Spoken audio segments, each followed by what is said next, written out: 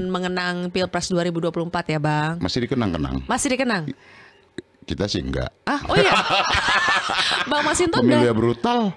Masa dikenang? Pertama tuh dalam sisi atribut, saya merasa itu dikerjain, dirusak kok di berbagai titik. Kalau rekonsiliasi, berarti dia ada satu pihak yang berbuat salah. Pemimpin itu toladan. Gitu loh, bukan pengingkaran. Ayo Sul. Ayo Sul, semangat Sul.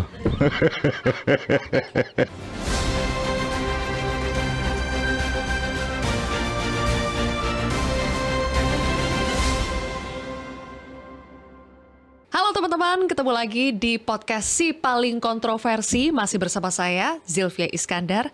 Dan seperti biasa, kontroversi mendatangkan narasumber yang si paling deh pokoknya. Kali ini, si paling Samsul. Ngomongnya aja ketawa nih Bang. Bang Masinton Pasaribu, politikus PDI Perjuangan, a.k.a. si paling Samsul. Si paling Samsul. Bang, kenapa mungkin, paling Samsul? Nah itu, Bang Masinton udah langsung nanya nih sama diri sendiri, kenapa si paling Samsul? Mungkin masih ada yang belum tahu tuh Bang, kenapa sih si paling Samsul? Kenapa Samsul? Itu julukan yang Bang Masinton ciptakan karena apa tuh? Itu kritik. Oh iya kan, ngatasi stunting kok pakai asam sulfat. Oh yang ya, Gibran salah ngomong. Jadi Samsul singkatan dari asam sulfat. Ini momen-momen mengenang Pilpres 2024 ya Bang? Masih dikenang-kenang. Masih dikenang? Kita sih enggak. Oh iya. Bang Masinton pemilih brutal. Masa dikenang? Oh, kenapa? Karena Bang Masinton juga kena dampaknya ya? Pemilu brutal itu harus dievaluasi agar pemilu itu mencerminkan kedaulatan rakyat. Kayak gitu loh. Ngomongnya masih manis ya. Langsung deh dijelaskan Bang Masinton. Bagi Bang Masinton sendiri, terkena dampak gak secara personal di pemilu 2024 ini? Apalagi kan Bang Masinton nih keras banget mengkritik Gibran terutama ya kan. Ada dampaknya gak dari persamsulan itu? Nggak tahu apakah itu ada dampak apa gimana. Ya susah mengininya lah ya. Tapi yang jelas umpama kalau di dapil saya itu dari 2 kursi tinggal 1 kursi. Dapil gitu. DKI Jakarta 2 ya. Oke, dapil neraka nih. Ya semua dapil neraka lah. Khusus buat Bang Masinton lebih neraka lagi gak? Lebih panas lagi gak? Jadi gimana tuh ceritanya Bang Masinton jadi gak dapat kursi di dapil DKI Jakarta 2? Kalau secara suara saya posisi kedua ya di internal PDI Perjuangan. Nah yang jadi soal kan tadi 2 kursi menjadi 1 kursi. Ya itu aja. Gitu. Ada permainan gak tuh Bang? Ya susah mengininya lah ya. Mendeteksinya. Yang jelas kalau kita lihat proses pemilunya kan memang semua menyatakan baik itu yang terpilih maupun tidak ya pemilunya brutal. Artinya itu brutal ya dengan biaya mahal, nggak ada aturan. Ya di Jakarta bisa dibayangin dong. Saya kok sebagai kontestan 2 kali pemilu sebelumnya itu nggak pernah tuh ada politik uang. Masa nggak ada Bang? Politik uang bukannya dari dulu ada? Enggak, di Jakarta relatif artinya itu bisa dilokalisir ya. Mungkin di beberapa titik tertentu ada calon yang melakukan begitu dan bukan menjadi faktor untuk dalam proses pemenangan. Tapi sekarang pemilu sekarang itu luar biasa.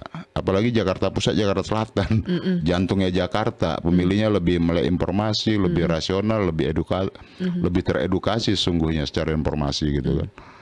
Nah yang di 2 pemilu sebelumnya itu saya nggak melihat itu ada begitu tuh. Tapi ketika pemilu 2024 ini, nah seminggu sebelum pencoblosan, nah itu udah tabur-tabur duit di bawah itu. Nah dalam hati saya apa iya? Kan gitu ya? Bahwa kita butuh suara ya. Tapi dalam keyakinan politik kita, apa iya sih di Jakarta dan pengalaman politik kita ya selama 2 pemilu sebelumnya, apa iya sih untuk minta dipilih itu harus kasih duit gitu kan? Itu Bang Masinton menyaksikan sendiri, mendengar sendiri, melihat Ada buktinya politik uang terjadi di Jakarta. Jadi begini, kan kita punya tim ya, punya simpul apa segala macam. Seminggu sebelum apa itu pencoblosan ya. Nah udah dilaporkan kondisi kita rutin tuh evaluasi informasi dari lapangan gimana gitu kan. Pakai duit bang, si A si B dari partai A partai B gitu ya. Berapa bang? Calonnya itu 150, 200, ada 250, bahkan 300.000, variatif lah ya. Ada juga di bawah 100 gitu kan. Tapi harus pakai duit bang. Masa iya sih? Saya bahkan berdebat tuh sama teman-teman tim itu. Yang saya pahamin itu politik itu dengan pengalaman sebelumnya di Jakarta nggak ada. Kok ini terjadi? Pilpresnya juga pakai duit. Terus? Bisa kebayang nggak? Pilpres tuh pakai duit. Suruh pilih pilpres nomor sekian. Terus Bang Masinton gitu. ikutan nggak? Enggak. Saya bertentangan dalam ini kita ya, keyakinan politik ini kita ya. Dengan pengalaman tadi ya aku bilang. Apa iya untuk minta untuk memperoleh suara itu dan bayar gitu. Yang kita yakinin itu adalah politik itu ide, gagasan, pendekatan gitu ya. Pendekatan ide, gagasan maupun pendekatan emosional. Saya kan punya rumah aspirasi. Yang itu day to day kita beraktivitas ke masyarakat melalui ke teman-teman simpul, terus kemudian kegiatan kita sebagai anggota DPR intens tuh melalui rumah aspirasi itu. Nah, kemudian apa iya sih pakai duit kan gitu ya? Kita juga. Jadi selain karena politik uang, Bang Masinton Masinton nggak merasa dikerjain? Ya itu konsekuensi kan lah. Bang Masinton nih vokal banget kan, salah satu yang vokal banget nih. Ya itu konsekuensi lah. Ya pasti ada lah konsekuensi begitu ya. Tapi menurut saya ya politik itu ya apapun itu ya harus ditempuh untuk menyampaikan sebuah sikap, pandangan. Yang paling nyata terasa lagi dikerjain tuh dalam hal apa? Ada gak yang terasa? Pertama tuh dalam sisi atribut. Saya merasa itu dikerjain, dirusak kok di berbagai titik. Ya kita pasang lagi, suruh pasang lagi, cetak lagi, pasang lagi gitu kan. Yang dirusak punya Bang Masinton doang? Iya.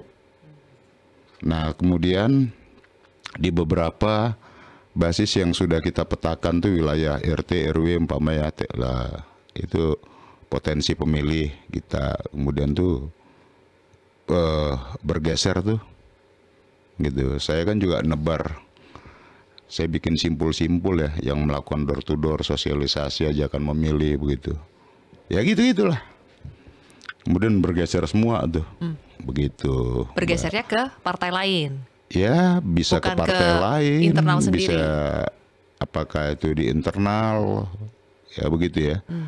Nah karena kalau kita ngambil perspektif persepsi dari survei ya, teman-teman di luar PDI Perjuangan yang melakukan survei di dapil saya gitu ya, di dapil yang sama, saya itu sampai diinformasikan survei sebulan sebelum pencoblosan biasanya kan udah relatif stabil tuh, selalu berada 3 besar. 3 besar kan ada perebutan kursi 7 ya. Di seluruh di antara caleg-caleg lintas partai itu, saya selalu berada di 3 besar. Biasa relatif stabil tuh kalau nggak ada perubahan yang signifikan ya. Kok ini malah terpental? Nah itu. Ketawanya itu ikhlas gak tuh? Iyalah, ya apalagi. Masa kita meratapin, iya kan? Tapi Bang Masinton, menarik ya, Bang Masinton itu kan petahana. Yes. Tapi kemarin nomor 7 ya Bang? 7A. Nah itu kenapa? Bukannya biasanya yang unggulan itu nomor teratas? Ya kalau kami kan partai, penugasan partai lah. Kalau nomor itu kan cuma nomor aja. Itu nggak pengaruh ya? Karena nomornya efek dibuncit gitu nggak ada? Secara psikologi mungkin ada ya. Tapi kalau pendekatan dengan sistem proporsional terbuka kan suara terbanyak. Nah gitu loh. Jadi nggak ngaruh ya nomor berapa itu? Saya meyakinin nggak. Ada mungkin efek psikologis tadi ya, tapi nggak begitu berpengaruh menurut saya lah. Karena sebelumnya saya nomor 2014, saya pemilu 2014 nomor 3. Nah, dari 1 kursi dapat 2 kursi, ya kan. Kemudian di pemilu 2019 saya nomor 4, tetap 2 kursi. 2024 ini saya nomor 7 jadi 1 kursi. Iya. Yang dapat Once ya, Bang? Iya, teman. Iyalah. Itu kalau menurut Bang Masinton kenapa Once yang dapat? Nggak tahu juga. Susah menganalisanya. Kan biasanya ini susah menganalisanya. tahu. Susah saya menganalisa pergerakannya. Ya kalau kita lihat, ya mungkin kalau di lapangannya relatif kita ini ya, bukan saya mau klaim ya, tapi kan ya itu tadi makanya susah saya menganalisis ya. Iya, padahal kan kalau kita lewat Jakarta Selatan itu, waduh, baliho, spanduk Bang Masinton tuh bersaing lah sama Bang Eriko Sotarduga. Kita membantu Dinas Perhubungan DKI Jakarta, iya kan? Menyumbangkan patokan jalan. Biar nggak nyasar gitu kan. Iya, kalau mau lihat itu yang ada bukannya Bang Masinton gitu ya. Jadi dengan baliho, dengan atribut sebanyak itu habis berapa Bang? Di di Pileg 2024 tadi. Nggak enak lah ngomongnya. Oh, enak-enak aja lah Bang. Ya kita bikin enak aja, biasa kok itu kan ongkos politik, siapa tahu nanti kita mau nyalek. Biaya politik itu pasti ya. Biaya politik itu pastilah ya, nyata atribut, bikin souvenir, bikin kaos dan lain-lain sebagainya. Kemudian mobilisasi personel, kan mobilisasi itu yang paling minimal besar. Minimal 15M ada? Saya nggak nyampe segitu. Nggak nyampe, 10M? Ya lebih kurang. 10M. Itu banyak kan habis buat apa Bang? Kita atribut ya, kemudian souvenir, mobilisasi personel. Ya di situ. 10M gak dapat kursi tuh Bang. Kurang banyak kali. Kayaknya harus ya kalau lebih dari itu udah nggak masuk akal lah. Berarti ngasih duit dong. Ngasih amplop gitu ya. Enggak. Dan itu di Jakarta ya, ukuran di Jakarta menurut saya nggak masuk akal. Tapi itu terjadi. Dan itu saya nggak mau lakukan lah. Padahal kan biasanya kalau kota-kota besar, terutama Jakarta yang dinilai masyarakatnya lebih rasional ya Bang. Iya. Harusnya tidak terlalu mempan dengan politik uang. Harusnya. Ternyata itu salah untuk pemilu 2024 ini. Iya, dari pengalaman saya ngikutin dua pemilu sebelumnya nggak saya temukan semasif itu. Oke. Ini bahkan sampai menginformasikan ke saya, Pak, tempat saya sampai jam 8 tuh timnya pada hari H. Masih di gerilya jam 8 pagi. Jam 8 pagi. Hari pencoblosan. Itu nggak Abang laporin? Apa? Nggak Abang laporin? Nggak, informasi ya cerita setelah persis setelah Pak selesai pencoblosan. Gitu. Itu kan jadi, lemahnya pengawasan di kita kan. Kecewa gak Bang? Apa? Kecewa gak? Nggak dapat kursi lagi? Apa yang mau dikecewain? Politik itu nggak boleh kecewa. Gitu ya? Iyalah. Kalau politik kecewa ya bukan orang politik. Konsekuensinya ya bertarung itu ya begitulah. Bertarung itu pertama ya siap mental. Iya kan? Kalau ya belum beruntung ya coba lagi. Ya gitu aja. Meskipun nggak boleh kecewa. Dikerjain. Iya nggak boleh kecewa. Nggak boleh kecewa. Tetap. Politik itu nggak boleh kecewa. Marah gak Bang? Marah dengan keadaan mungkin ya kita ya sedikit sebel lah ya dengan sistem aturan apa segala macam gitu ya. Bagaimana sistemnya nggak bekerja baik. Kan kalau sistem kita lihat tuh Sirekap Sirekap itu kan kalau teman-teman bisa lihat tuh hari pertama, kedua, ketiga, wah suara saya ratusan ribu tuh, paling unggul tuh. Orang ngucapin selamat ke kita. Hari keempat nyusut, tinggal puluhan ribu. Hari kelima nyusut lagi tuh. Gimana coba? Kita bisa percaya dengan sistem ini gitu loh. Itu sistem yang resmi gitu loh. Sirekap itu kan ada dasar hukumnya. Iya kan? Tapi kan dalihnya alat bantu doang Bang, yang dihitung tetap yang manual. Ya kalau gitu nggak usah ada Sirekap dong. Harusnya kan Sirekap itu dia ketika merekapitulasi, menyampaikan informasi hasil rekapitulasi, berarti kan itu informasi yang sudah valid dong, diupload. Harusnya. Iya dong. Kemudian tuh sajian informasinya bisa dipercaya, berintegritas gitu, akuntabel. Sekarang gimana menghitung ini ya tuh? Hari pertama, kedua, ketiga sampai ratusan ribu, mencapai 300.000. Kemudian hari keempat tinggal puluhan ribu tuh. Hari kelima ya tinggal belasan ribu. Waduh. Gimana menjelaskannya tuh? Terus itu angka dari mana gitu loh? Terus Bang Masinton masih bisa ketawa sekarang. Ya ketawa aja lah. Tapi di hati sakit ya Bang? Nggak boleh. Nggak boleh. Nggak boleh. Nggak 10 boleh. M terbang Bang. Ya itu konsekuensi lah. Iya kan.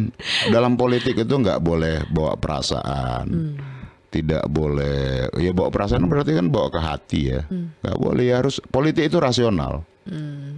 Iya kan. Nggak boleh. Pilpres kemarin bawa perasaan nggak Bang? Pilpres kemarin setelah semua yang terjadi dengan PDI Perjuangan, baper gak? Baper tidak. Tentu kita ada kekecewaan atau apa ya. Kecewa bukan dalam arti kecewa baper tadi ya, bukan ya. Kecewa terhadap situasi, sistem, aturan gitu loh. Ya siapa yang nggak umpama. Kita kan kecewa objektivitas dan kita rasionalisasi atas kekecewaan terhadap keadaan tadi itu ya. Umpama pilpresnya pakai duit, pakai sembako, pengerahan aparat. Kan begitu ya. Yang itu dalam era reformasi ini baru ini nih pemilu paling kacau nih. Gitu loh. Yang bagi saya nih latar belakang saya kan aktivis ya. Kita ini kan memperjuangkan reformasi dan demokrasi kok jadi begini gitu loh. Kekecewaan kita di situ. Loh, desain bangunan ya, reformasi dan demokrasi kita kok jadi begini. Kok pelaksanaannya begini? Yang menurut saya ini lebih brutal dari pemilu pada masa Orde Baru. Pada masa Orde Baru kita jelas. Kita tahu bagaimana represivitas kekuasaan. Dan kemudian bagaimana kekuasaan ya penguasa menyelenggarakan pemilu, kita udah tahu tuh bahwa itu hanya cuman formalitas. Iya kan? Kita udah tahu sebelum pemilu oh ya dia yang menang. Kan itu. Nah,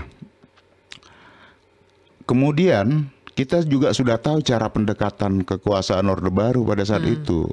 Orang yang dianggap berseberangan pasti menentang dia dan pasti diberangus. Kan begitu? Nah kalau ini caranya makanya saya katakan jauh lebih parah dari Orde Baru.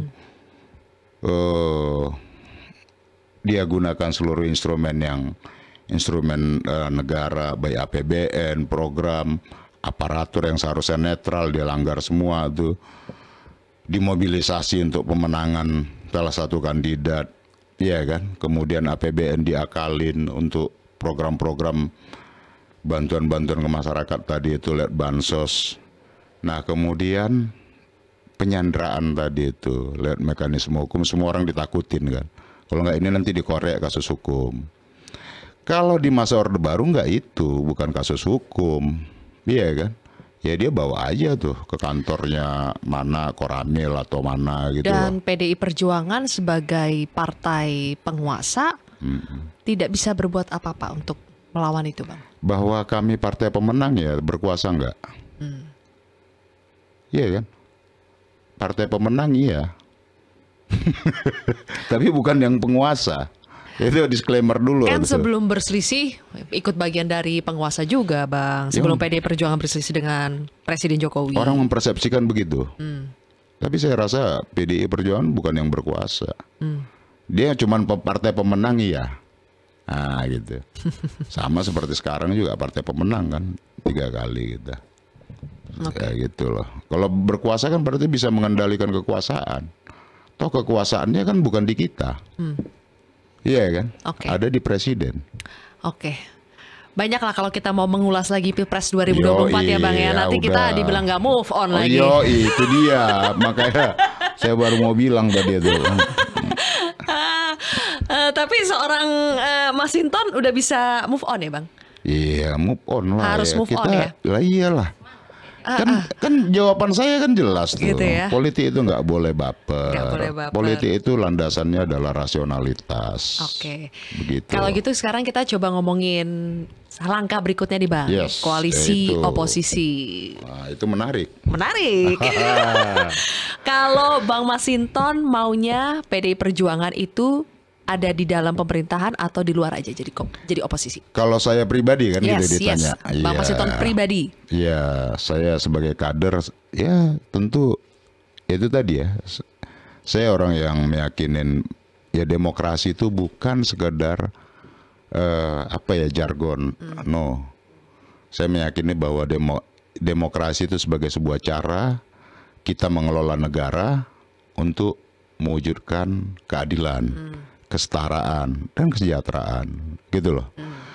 Nah, tentu bagi saya sebagai orang yang meyakini demokrasi sebuah cara, ya, cara kita mengelola negara agar bisa mewujudkan tujuan bernegara itu, memang harus ada, ya, setiap event pemilu, pemerintah apa segala macam, ada yang menang, ya dia membentuk pemerintahan.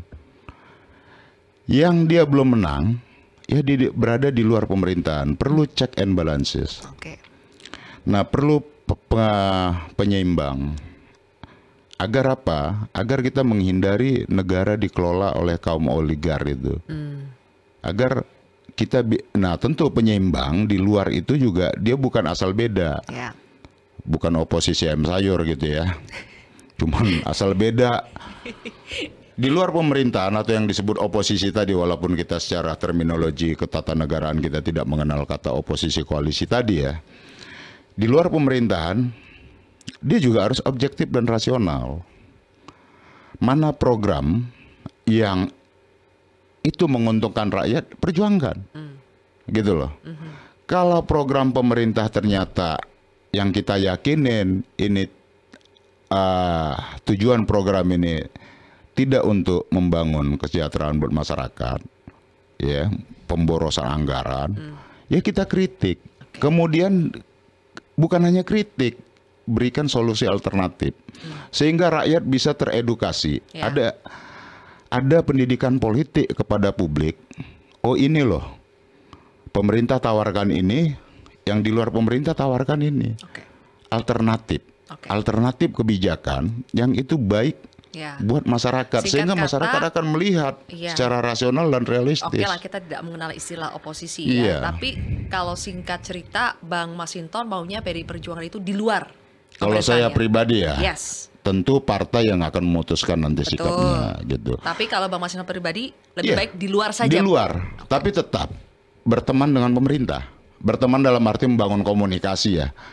Selama ini kan begini, sejak zaman Orde Baru, kalau berada di luar pemerintah, itu dianggap negatif, dianggap mengganggu pembangunan. Ini kita hilangkan dulu nih, sehingga demokrasi kita itu berjalan lebih berkualitas tuh. Ya. Iya kan? Nah, Seingat kita PDI Perjuangan itu di dalam pemerintahan pun ada rasa-rasa oposisinya gitu loh Bang. Sering kan dibilang kan PDI Perjuangan Iya, itu koalisi rasa oposisi. ya bahkan saya sering Kritis. ditegur-tegur tuh. Heeh. Iya. Bang Masinton sering kan mengkritik program Iya, pemerintah. karena memang ya kita harus lakukan kritik, gitu loh. Karena apapun kekuasaan itu kan dia ada potensi dia menyimpang kan juga bisa ada. Tapi apa itu ya Bang yang membuat pemerintahan Presiden Jokowi itu dalam tanda kutip tidak terlalu nyaman dengan PDI Perjuangan? Karena koalisi partai pengusung tapi sering sekali mengkritik kebijakan pemerintah. Ya kalau kebijakannya tidak sejalan dengan garis ideologi dan program perjuangan ya kita kritik dong. Iya kan? Walaupun Mau itu nyaman, tidak nyaman. ada beberapa hal yang kita setuju dengan catatan, seperti undang-undang Cipta Kerja, undang-undang IKN, dan berbagai produk perundang-undangan yang memang dalam aspek pembahasan kita melihat ya tidak begitu akomodatif dengan keinginan masyarakat aspirasi masyarakat dan juga dalam tujuan bernegara kita, gitu loh. Jadi seorang Masinton Pasaribu menginginkan PDI Perjuangan di luar pemerintahan. Ya, satu di luar. Kedua, kita harus benahin. Ya. Benahin partai sistem politik kita, termasuk tentang undang-undang partai politik, undang-undang kepemiluan kita, baik pileg, pilpres maupun pilkada. Agar apa? Itu tadi yang saya katakan, demokrasi sebagai sebuah cara. Nggak boleh lepas dari konteks tujuan bernegaranya. Kalau demokrasi model pemilu kita masih begini dan model kepartaian kita masih begini, ini saya khawatir gitu loh. Khawatirnya apa? Tujuan bernegara gitu makin jauh tuh. Jalan demokrasi yang kita berdemokrasi ini justru menjauhkan kita dari tujuan bernegara tadi. Bang Masinton, maka ini nanti sebagai koreksi dan evaluasi kita sebagai sebuah bangsa. Gimana memperjuangkan ini sementara Bang Masinton nanti tidak ada lagi di DPR? Ya, kita kan sebagai kader partai politik ya kita suarakan dong. Dan menurut saya ya, ini nih beberapa catatan-catatan kita tentang demokrasi bukan sebagai sebuah jargon ya. Nah, maka perbaikan terhadap partai politik baik dari aspek pembiayaan, ya, karena tugas partai politik itu adalah dia melakukan rekrutmen, kaderisasi, dia melakukan artikulasi aspirasi rakyat tadi, kemudian dia melakukan agregasi berbagai kepentingan tadi, dan kemudian dia adalah penyambung aspirasi dan kedaulatan rakyat tadi itu. Maka ya partai politik dia juga menurut saya dia harus bisa dibiayai oleh negara sepenuhnya. Ya, ada katakan ya APBN kita berapa ribu triliun, dialokasikan aja kepada partai-partai politik untuk melakukan kaderisasi tadi. Tapi partai politik dituntut transparansi penggunaan anggaran dan akuntabilitasnya sehingga bisa diaudit. Harapannya untuk bisa menekan berbagai ongkos politik. Satu itu, kemudian karena dalam sistem politik kita, rekrutmen jabatan-jabatan politik itu melalui partai politik. Kita kan mau jabatan-jabatan politik di publik tadi itu, yang mengisi jabatan-jabatan politik untuk ngurusin masyarakat apa segala macam, itu memang orang-orang yang qualified. Nah, gitu loh. Yang teruji ya. Yang memang dia lahir melalui proses kaderisasi. Sehingga ketika dia mengelola pemerintahan atau di parlemen, dia benar-benar qualified. Begitu loh. Nah, itu satu. Kemudian sistem politik kita tadi partai politik, sistem pemilunya juga harus dirubah. Nah, gitu loh, diperbaiki gitu ya. Saya belum nyampe ke apakah itu nanti proporsional terbuka atau tertutup, itu hal lain. Tapi harus ada dirubah. Soal sistem rekrutmen itu termasuk pilpres ya, pilkada juga. Bang Masinton, berarti bukan kucuk-kucuk, tidak pernah menjabat apa, tidak pernah memulai dari bawah, tapi karena orang dalam atau anaknya siapa terus bisa dapat rekomendasi. Betul. Kadang stempel KTA-nya belum kering tuh, masih basah, baru berapa hari dicalonin gitu kan. Nah, jadi ini yang menurut saya ini bagian dari pembenahan kita dalam konteks penguatan pelembagaan demokrasi, termasuk tadi ya pelembagaan demokrasi. Satu diantaranya adalah tentang mengatur bagaimana posisi partai politik yang dia di luar pemerintah atau oposisi tadi itu, bagaimana sistem pembiayaannya, bagaimana supporting ke sana. Karena di luar pemerintahan bukan berarti dia menentang pembangunan apa segala macam. Justru di luar pemerintahan itu menjadi baik buat bangsa kita. Bukan asal beda kan. Ngomong-ngomong soal baik buat bangsa kita ini Bang ya, kan banyak yang mengatakan bahwa biasanya habis pilpres itu kita harus rekonsiliasi, harus merangkul, dan itu sudah disampaikan oleh Pak Prabowo. Makanya muncul wacana Pak Prabowo ingin bertemu dengan Bu Mega gitu. Sudah ada katanya ancang-ancangnya setelah Rakernas PDI Perjuangan. Menurut Bang Masinton itu harus ketemu gak Pak Prabowo dengan Bu Mega? Itu menurut saya satu kesadaran yang baik di antara elit dan tokoh-tokoh bangsa kita. Nah, bertemu artinya bicara dalam perspektif bangsa. Bertemu kan nggak harus, ayo dong ikut gabung dalam kekuasaan pemerintahan kita. Ya boleh saja begitu. Tapi kan juga bisa saling menghargai juga. Tetap kita berteman, pun di luar pemerintahan kita tetap berteman, kita saling support, dan kita juga saling menghargai perbedaan jika saling ada koreksi. Nah gitu loh. Jadi kan itu baik. Jadi kalau ada oposisi itu menandakan demokrasi kita itu baik. Nah gitu loh. Itu penting karena apa ya? Katakan nih, pemerintahan tanpa ada kontrol, yang ada tuh oligar, kepentingan sekelompok orang. Nah maka sebenarnya politik itu kan satu komitmen, konsistensi, dan konsekuen gitu ya. Artinya apa?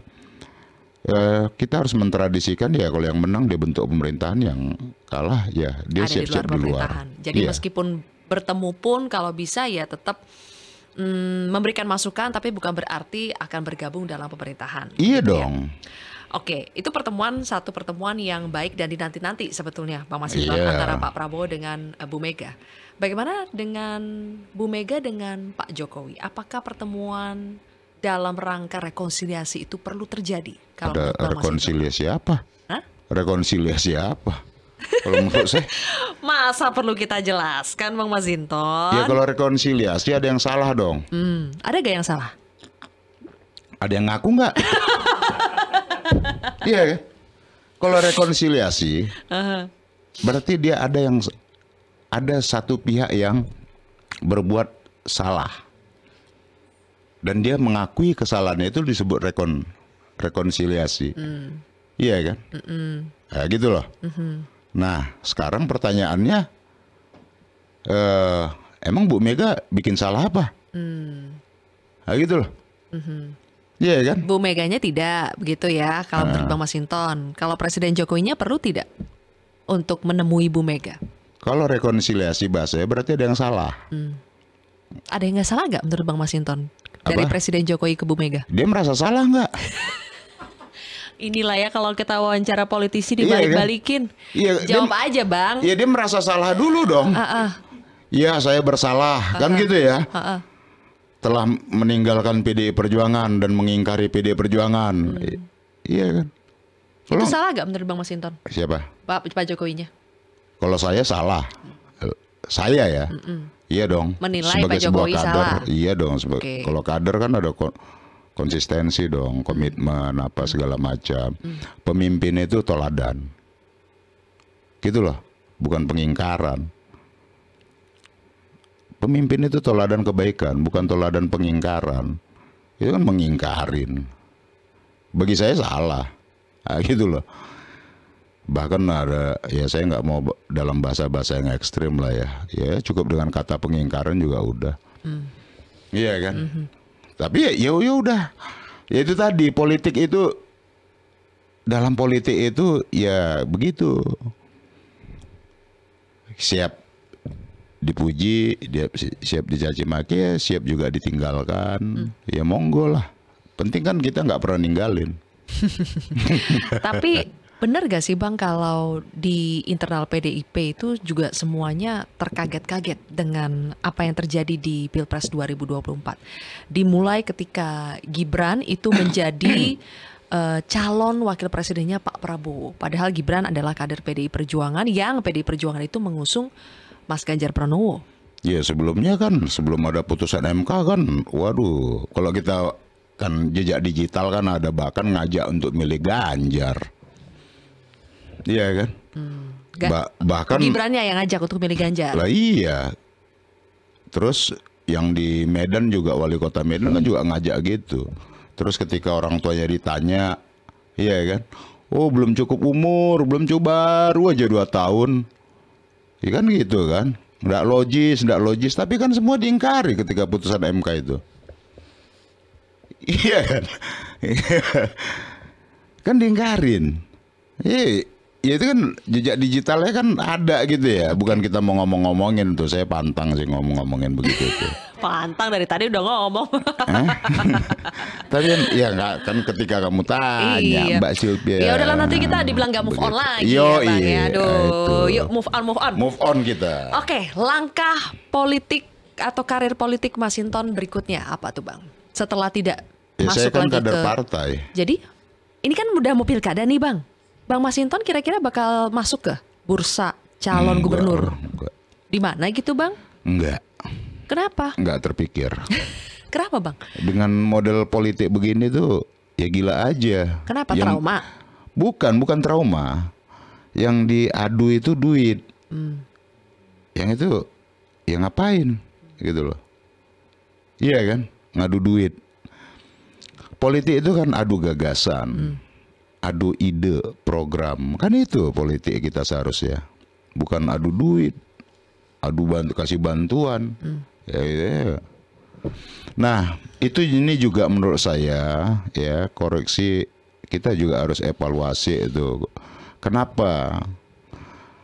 Baik itu pilpres, pileg, apa segala macam karena umpama hasil survei gitu kan, temuan di lapangan yang disukain masyarakat kasih uang, kasih ini, nggak jauh dari itu tuh. Ya orang namanya dibagi ya pasti variabel tertingginya pasti itu tuh. Nah menurut saya ya lembaga-lembaga survei juga udah harus coba melihat perspektif yang lain lah agar berkontribusi terhadap kualitas demokrasi kita ke depan di lembaga-lembaga survei maupun konsultan-konsultan politik Maksudnya? kita. Kenapa umpama ya contoh nih presiden pemerintah menggelontorkan mengalokasikan melalui APBN pendekatannya bansos duit. Terus kemudian seluruh kontestan pileg apa segala macam pendekatan pertama variabel pertamanya itu adalah uang dan sembako gitu ya. Kenapa? Itu kontribusi dari berbagai temuan-temuan hasil dari survei. Cek aja, tanya aja, konfirmasi ya ke lembaga survei itu. Pasti kalau ini temuannya yang disukai masyarakat, variabel yang disukai masyarakat politik uang, yang disukai masyarakat ini dikasih sembako. Jadi ya, kemudian pendekatan politiknya karena ini yang disukai masyarakat, polanya pendekatannya jadi itu. Oke. Ya, kapan kita maju Tapi nih? kalau Bang Mas Hinton diperintahkan, ketum misalnya memerintahkan untuk maju di pilkada mana gitu? Makanya kan saya katakan, saya kan kader partai ya. Iya. Jadi kalau ditanya saya next apa berikutnya, saya sebagai kader partai, ya saya pengennya ngurus partai aja sudah, sembari nunggu penugasan partai. Oh. Iya kan kalau saya ditugasin ngurus partai ya saya jalanin. Iya kan, karena partai ini adalah pilar demokrasi, termasuk media kan, pers itu pilar demokrasi. Nah kita kan punya tanggung jawab yang sama untuk memperkuat sendi-sendi demokrasi kita. Begitu loh Mbak. Bang, semalam di kontroversi itu kita bahas soal koalisi berebut Jakarta. Kita juga sudah melihat itu ya list nama-nama yang beredar bakal calon gubernur DKI Jakarta dari PDI Perjuangan. Ada nama Bu Tri Risma, terus Pak Aswar Anas, Pak Basuki Hadi Mulyono, Menteri PUPR. Terus ada Pak Basuki Cahayapurnama atau Ahok. Ada mantan Panglima Andika Perkasa, siapa lagi? Prasetyo Edi Marsudi. Menurut Bang Mas Hinton dari nama-nama itu yang kansnya paling besar untuk diusung PDI Perjuangan siapa nih Bang? Dari nama-nama tadi ya? Ya. Kebetulan PDI Perjuangan belum ada penjaringan.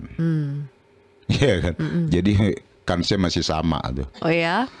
Iya dong. Iya kan belum ada penjaringan apalagi penyaringan gitu ya. Kan saya masih sama.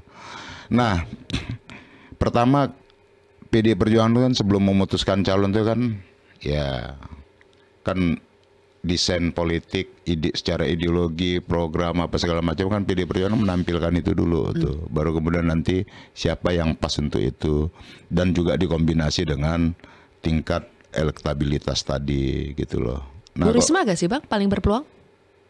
menurut saya semuanya sama ya. Semuanya Atau Pak sama. Ahok yang sudah mantan gubernur DKI Jakarta. Iyalah, orang-orang yang berpengalaman. Jadi dari beberapa nama tadi itu makanya saya katakan peluangnya bisa sama tuh sebelum diputuskan nantinya ya. Sama-sama punya pengalaman semua. Pak Andika punya pengalaman bagus.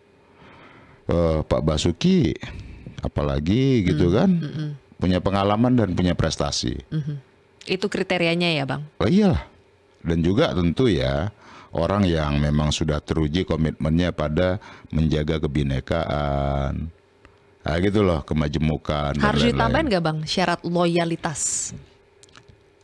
Kalau loyalitas itu Karena Bang Eriko semalam bilang apa harus ditambahin? Atau Bang Rey Rangkuti, setia sampai akhir. pastilah. Harusnya begitu ya. Kalau bukan ya kecuali orang yang memang ingkar, dia memang bohong niat dari awal gitu ya. Gitu loh. Jadi harus banyak belajar dari Pilpres 2024 ya untuk pilkada nanti. Kriterianya Bang dalam memilih calon pemimpin? Iya pasti kalau ngelihat orang tadi ya, tokoh-tokoh yang tadi itu ya punya komitmen dan loyalitas yang bagus lah. Nah kemudian ya sebagus ini kita juga dalam konteks demokrasi kita ya, mengelola negara ini kita nggak boleh percaya pada individu, harus percaya pada sistem. Sistem lah yang kita perkuat. Kita percaya pada orang baik, yang katanya dipersepsikan baik gitu ya. Iya, ternyata ini nih. Siapa sih Bang? Kita bisa salah. Enggak, saya nggak mau katakan siapapun. Artinya kita punya pengalaman itu kan. Oke. Terhadap orang yang dipersepsikan baik nih. Mau bikin apa aja atau ngajuin apa saja ke DPR, Oke. diokein. Iya kan? Yes. Bikin apa aja diokein. Ternyata kan, maka kita nggak boleh lagi percaya pada individu atau orang. Kita harus bangun sistem. Demokrasi itu harus memperkuat sistem. Oke deh, Bang Masinton. Kayaknya udah cukup lama nih Bang, tapi kita mau dong satu pesan terakhir Bang Masinton Apa? untuk, karena Bang Masinton si paling Samsul. Iya, pesan buat Samsul lah. Ayo Sul. Ayo Sul, semangat Sul. Ayo Sul. Semangat apa Bang? Apa? Menjalankan tugasnya nanti. Buktikan Sul. Nah, iya kan. Ya kita kasih support aja. Iya kan gitu. Apa Bang yang harus dibuktikan? Ya karena ya maaf ya. Maaf. Ya lu tanya aja teman-teman, tanya apa. Ya kan juga ini pemilu itu kan bukan sekedar angka menang, kan menyangkut legitimasi. Legitimasi itu kan banyak hal. Iya kan? Orang percaya nggak pada ini gitu loh. Karena ya ini kan kita ngomong kepemimpinan ya.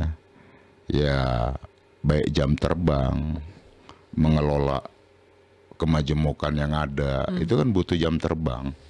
Jadi pesannya semangat. Ayo tunjukkan Sul, semangat Sul. Semangat. Oke. Terima kasih kalau begitu Bang Masinton, semangat juga buat Bang Masinton. Kita tunggu ya karir politik kedepannya apa. Siapa tahu dapat penugasan tiba-tiba yang diusung di Pilkada DKI malahan Bang Masinton Pasar Ibu ya kan. Apa tuh? Oh angket. Ternyata ada titipan satu dari netizen Bang Masinton. Sebagai katanya sebagai si paling angket juga. Angket. Apa kabarnya tuh? Nggak jadi kali ya Bang? Yang angket ini kan nggak bisa hanya sekedar diusulkan. Aha. Kalau usulan itu ya 25 dan lebih dari satu praksi, itu saya rasa syarat itu tercukupi. Tapi ketika dia dibawa ke dimintakan persetujuan paripurna, nah di situ tuh yang jadi problemnya. Iya kan? Apalagi ada partai-partai yang sekarang udah coba-coba mendekat-dekat gitu kan, kami siap bersama pemerintah apa segala macam. Kalau pemerintah yang presiden yang baru terpilih kemudian menyatakan tidak, kan nggak jadi. Jadi problemnya begitu-begitu tuh saya lihat. Jadi kira-kira nggak bakal jadi nih? Kalau saya sih berharapnya jadi, tapi kalau ngelihat peta lapangannya, saya bicara peta lapangan tadi ya, bukan berarti kita pesimis. Peta lapangannya seperti itu. Nah mudah-mudahan menurut saya dengan ada hakim yang dissenting, itu kan putusan di Mahkamah Konstitusi ya, yang ranah berbeda. menurut saya ini sudah bisa jadi modal untuk lakukan penyelidikan secara politik. Kan gitu. PDI Perjuangan dong jadi motornya Bang. Iya, kita motor. Oke, yang lain mau ngikut nggak? Diajakin nggak? Udah minta untuk yang lain Ya pada belum ikut apa-apa nggak? udah pengen gabung pemerintah. Ya gimana? Iya kan nih ngelihat ini aja nih kan udah bisa tuh gambaran ininya. Tapi kalau konsisten, kita bisa lebih yakin tuh ngajak teman-teman itu, gitu loh. Maksudnya begitu. Menurut saya sih penting angket itu. Angket ini kan bukan terhadap pemerintahan yang berikut, kan penyimpangan itu terhadap pemerintahan yang masih berkuasa. Kan itu. Gitu loh Mbak. Kalau saya sih pengennya itu bergulir. Kalau saya pribadi. Tapi ngelihat peta lapangannya belakangan, apalagi setelah keputusan MK, penetapan oleh KPU. Wah, udah pada merapat. Semangat begitu. juga kalau begitu buat Bang Masinton ya. Semangat terus, semangat untuk demokrasi kita jaga dan kita kawal. Oke, baik. Terima kasih Bang Masinton Pasaribu. Terima kasih. Sukses terus. Teman-teman, inilah akhir dari podcast Si Paling Kontroversi episode Si Paling Samsul. Nanti kita ketemu lagi di episode berikutnya. Bye-bye. Ayo, semangat, Su.